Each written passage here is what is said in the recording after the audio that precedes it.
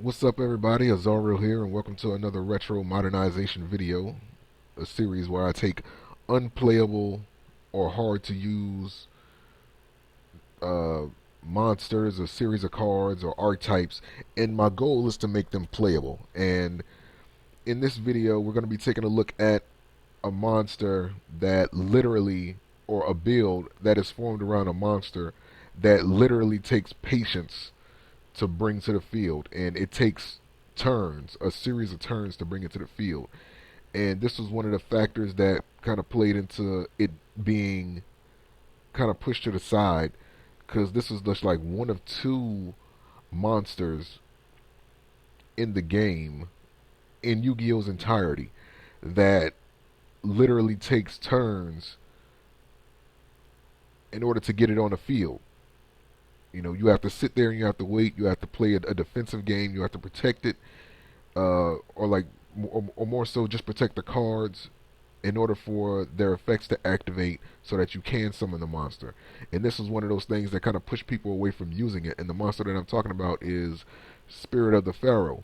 Now, for a lot of the new cats that have come into the game, I mean, now when I say new in terms of Spirit of the Pharaoh, I mean people that have come in during the time of like Yu-Gi-Oh GX and so forth. Anybody who came in around the time when the Elemental Heroes came in, and any time after that, you more than likely have no idea what Spirit of the Pharaoh is. And the reason why it's been forgotten, because it's a monster that literally takes 3 cards in order to summon to the field, and even those 3 cards takes turns in order to get on the field. And the first of those cards is the first sarcophagus. When you play this during each of your opponent's end phases, you activate 1 sarcophagus from your hand. I mean, from your deck, or your hand, and you have to place them in a certain order. You know, like first sarcophagus, and then you have to activate the second sarcophagus, and then you have to activate the third sarcophagus. Mind you, all of these happen during your opponent's end phase. So after you activate, like the first sarcophagus, saying like whenever, then you have to and then you activate the second sarcophagus, and then the third, and then you have to send all 3 from your back row to the graveyard to special summon Spirit of the Pharaoh from your graveyard or your hand. I mean, your hand or deck. And if anything happens to any of the cards prior to doing that, then all of the sarcophagus cards get destroyed, and you're not able to summon Spirit of the Pharaoh. So because of those reasons, Spirit of the Pharaoh was one of those cards that got left in yesteryear. It never really seen the light of day again because of that weight factor, that you have to sit there and be patient for it, and then you have to protect the cards just to get it on the field. So people kind of moved away from it, and I thought it would be a good challenge to try to make a build out of Spirit of the Pharaoh for Retro Modernization. Because when you talk about retro, Spirit of the Pharaoh is very retro. It is very, very retro. And, you know, I thought it would be a nice challenge to try to bring it in today's era in Yu-Gi-Oh! And I have. And not only that, but this is going to be the first time I showed 2 different versions of a build.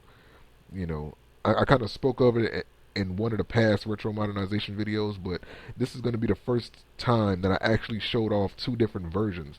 And I think it's pretty cool that I made a Retro Modernization build, such as with this monster.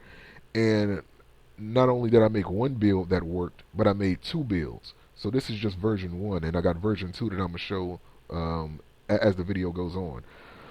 But for version 1, of course, I'm going to let you guys see, everything in the main deck, what my strategies were when going into the build, and of course how to operate it properly and all that good stuff. So what I have in the main deck: 3 Pharaoh's Servant, 3 A Cat of Ill Omen, 2 Box of Friends, 2 Pain Painters, 2 Plague Spreader Zombies, 2 Spirit of the Pharaoh, 3 Super Nimble Mega Hamster, 3 Zombow, 1 Allure of Darkness, 1 Dark Hole, 1 Magical Mallet, 2 Mystical Space Typhoon, 2 Rank Up Magic Barian Force, 2 Swords of Revealing Light, 2 second Sarcophagus, 2 the third Sarcophagus, 3 Dimensional Prison, 1 Malevolent Catastrophe, 1 Mirror Force, and 2 the first Sarcophagus.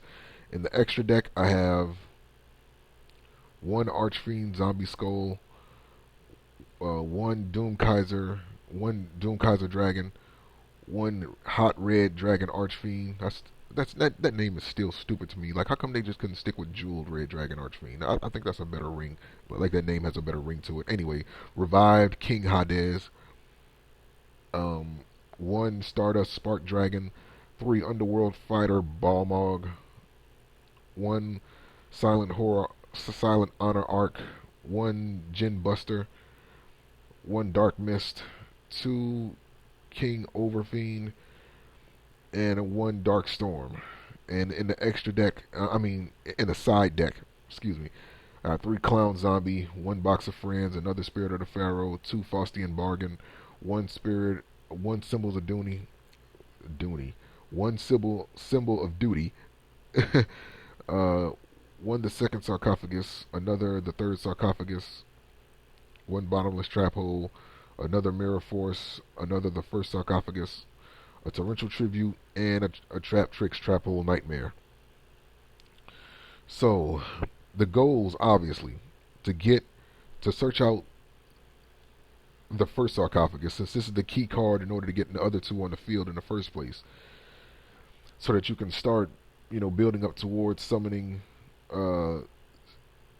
Spirit of the Pharaoh.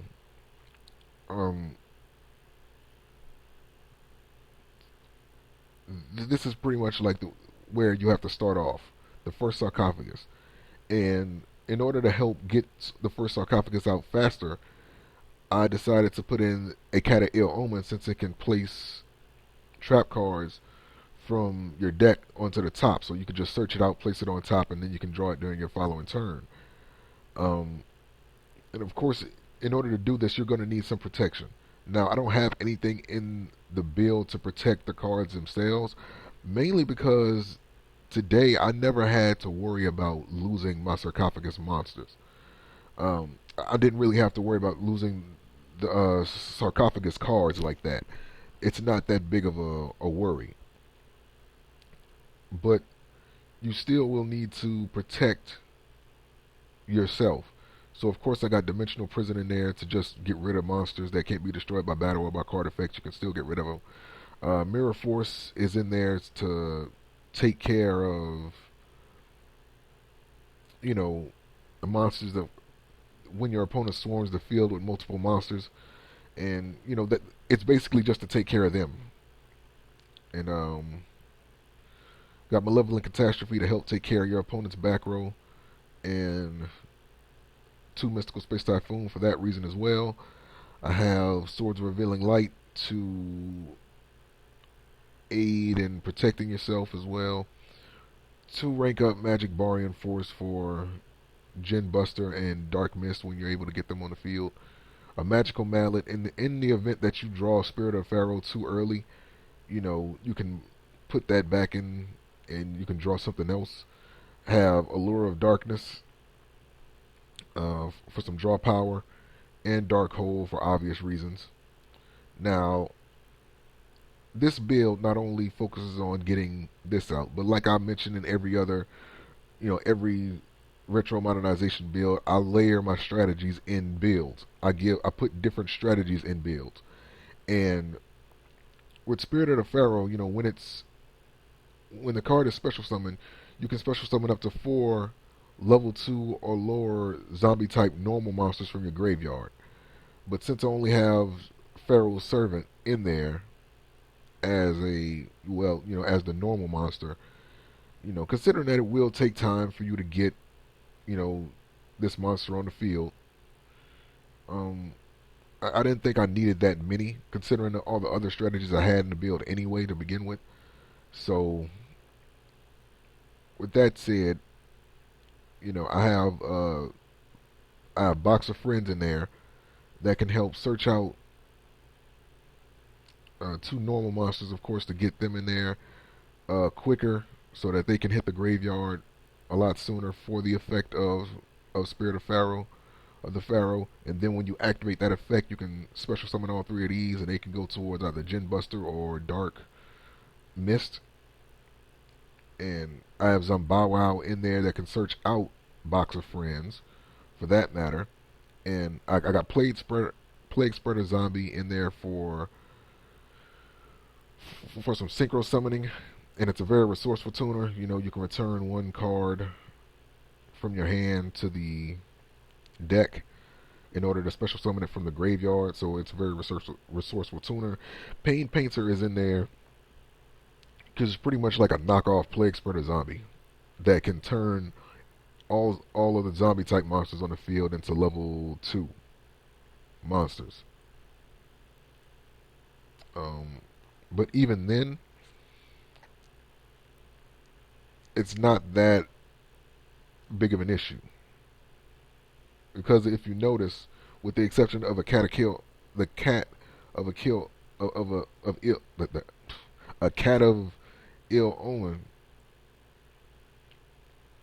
you know, all other level 2 monsters in the build, with the exception of Plague Spreader Zombie as well, Plague Spreader Zombie as well, they're level 2, and they're zombies. So you can pretty like, with everything else going on in the build, you're pretty much going to have the materials you need to get either revive King Hades from the grave. To get revive King Hades from your extra deck, Doom Kaiser, or Archfiend Zombie Skull from the extra deck. You'll be able to synchro summon those monsters with everything else I have going on in the build. So that's not necessarily a problem, or rather, I never had a problem doing it. And of course, Super Nimble Mega Hamster is there to help search out a cat of ill omen. And in the event that you have multiple of these face up on the field, of course, they can go towards Honor to help get rid of those, or that problem. And now that I'm thinking about it, I might want to take out one of these ball mugs. It is a very helpful card, but I think what I'm going to do is, we're doing this live. I think I'm going to take out one of those. I think I'm going to put in another, or something else. Let's see, Arc. Can I put another Arc? New. Go to new.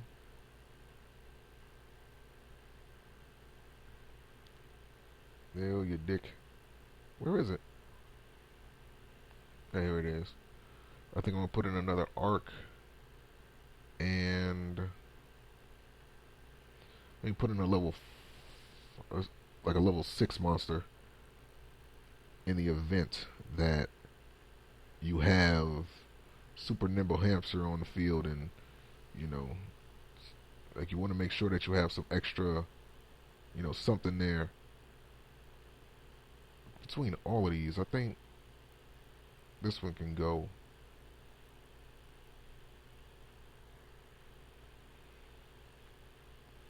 And Doom Kaiser isn't that helpful, and Spark Dragon isn't all that either.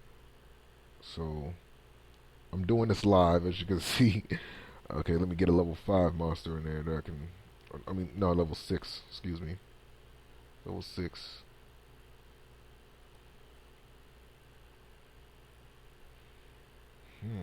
It's actually a couple in here. I don't think I'm gonna need 2 arcs. Like, I think arc is gonna be fine at 1. I think I need to put 2 level 6s in here.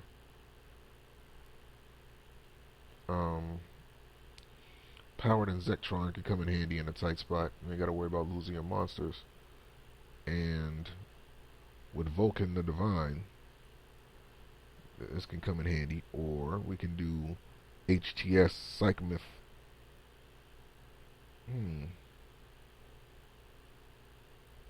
Interesting. And here I go, trying to sound so intrigued. I think I'm going to throw in Vulcan, because that can come in handy We're just gonna leave that right there. There we go. So that's straightened up, and yeah, along with the synchros and some bow wow, and everything just works in, all together. Everything just works all together to help get one, the monster of Pharaoh's servant in the graveyard. Two, it helps to get Spirit of the Pharaoh out, so you can do its special summon ability to get them out the graveyard, and then you can exceed into whatever you need. And not to mention, you have the synchro. Uh, you have the ability to synchro summon between Plague Spreader Zombie and Pain Painter. So yeah, like you pretty much have everything that you need in order to maintain field presence. But you have to understand that, just like with a lot of my retro modernization build, and somebody had asked me, was this where's uh, were these builds made for noobs or newbies or anything like that? No, these builds are made for anybody. It's just me challenging myself to making something from cards that are not seen very often or seen at all or even heard of in most cases. Going back, trying to make these old archetypes and old series of monsters and these old cards or these older cards, playable in today's era in Yu-Gi-Oh. It's basically like a deck challenge to me. Like that's the way I view it, and I share it with you guys, you know, and, I put it up for you guys to enjoy, and hopefully you guys will, have fun with it. So, like I said, I had two different versions of this build, and what we're going to do is we're going to take a look at version 2, which I think more people will like. As you can see with version 2, it has more going for it than version 1, because there's more normal monsters in the build. For starters, I don't have super nimble mega hamster in the in the build to help search out a cat of ill omen, and I do not have a lure. So let me correct that mistake. I can throw that in the side. Now this build is more geared towards taking away your opponent's monsters with super polymerization after you activate Zombie World, because that way you can fuse into Dragon Necro Nether Soul Dragon, and that can come in handy in its own ways. Also, I threw in Zoma the Spirit because it is a level 4 zombie, and you can use Pain Painter or Plague Spreader Zombie to go into level 6, synchro summons with Archfiend, Zombie Skull, and what have you. I put in Compulse to knock back or to bounce those annoying monsters that your opponent may have, in case you're not able to get Zombie World and the super polymerization uh, card combo off. And I got in one terraforming to help with that. But one thing that you notice that's common between the two builds is that I only put in 2 of each of the sarcophaguses. The reason for that being is that the sarcophagus, for one, they take time to get out on the field, and I think 3 of each card would have been too much, because then there wouldn't have been enough room to protect yourself from anything that your opponent was doing. So I didn't feel the need to add in anything to either of the builds to protect the first sarcophagus, because for one, it wouldn't have made any sense to do that. Because like I said, the first sarcophagus, it has an effect that during your opponent's end phase, you activate the second sarcophagus, and then during your opponent's next end phase after that, you can activate the third sarcophagus. So during each of your opponent end phases, you activate another sarcophagus card. And if something happens to either one of those, then you have to send all three of them to the graveyard, and you can't special summon the uh, spirit of the Pharaoh. So regardless if you have something that protected it, it wouldn't have done anything because of the effect of the first sarcophagus. All your opponent has to do is just stop the second sarcophagus or the first or the third, and all three of them have to get sent to the graveyard, and nothing happens. So protecting it wouldn't have done anything besides keep it on the field. Worst case scenario, but I don't even think that happens. So yeah,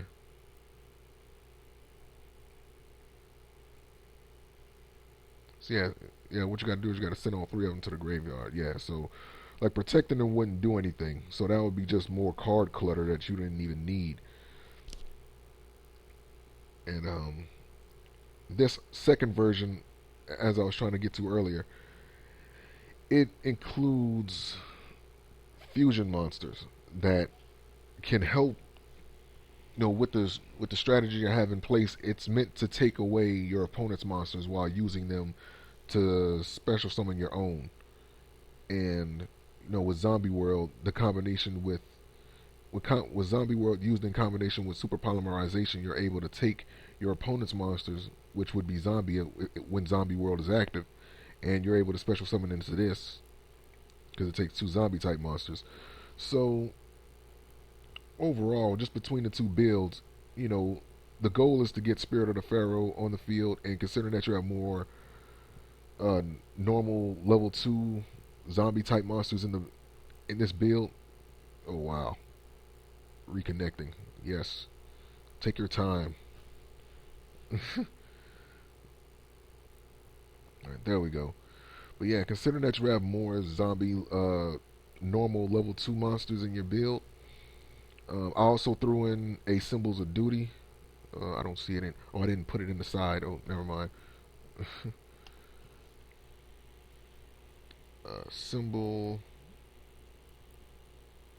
I'm catching all these mistakes. Symbol of Duty right here. Because this is the closest thing to Monster Reborn for those cards that, like for the people that miss it. Symbol of Duty, what it does is that it takes one normal monster you control and it sends it to the graveyard, and then you can select one monster from either player's graveyard and equip it with this card right here.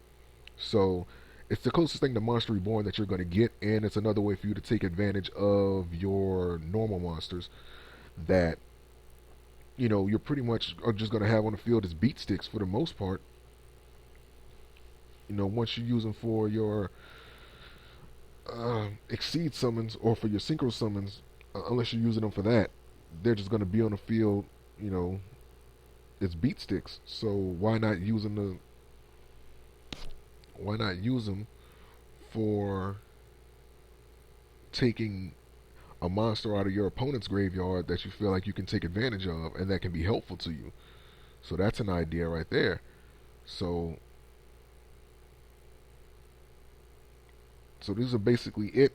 Show you guys version 1 again. Get that version 1. It's more focused on getting out Spirit of the Pharaoh as well as synchro summoning and exceed summoning. And with version 2, it's more about snatching away your opponent's monsters and using them for your own benefit. So very exciting to use both of these builds, and I played them both. They're very helpful. They do take patience, however, like I mentioned earlier, and as long as you have that and you make sure that you make the right moves at the right time, then it can be very rewarding. So with that being said, man, hope you guys enjoyed the builds. And next week, we're going to take it even further back in Yu-Gi-Oh! And we're going to be taking a look at another monster that takes, you know, several turns in order to get on the field. Much more difficult. I'm working on the build as we speak. But for those of us who've been playing Yu-Gi-Oh! Since the beginning, you guys know, you guys probably have an idea. Here's a hint. I'm going to give you a hint. The monster that I will be making a build for and making a build around, or that I'm currently making a build, for next retro modernization, is was the main monster of the person who threw Yugi's Exodia cards overboard on their way to Duelist Kingdom. Let me say that again. It was the ace monster of the person that threw Yugi's Exodia cards overboard on their way to Duelist Kingdom. And I'm going to just leave it at that. So, see you guys for next Retro Modernization piece, and I hope you guys enjoy the builds.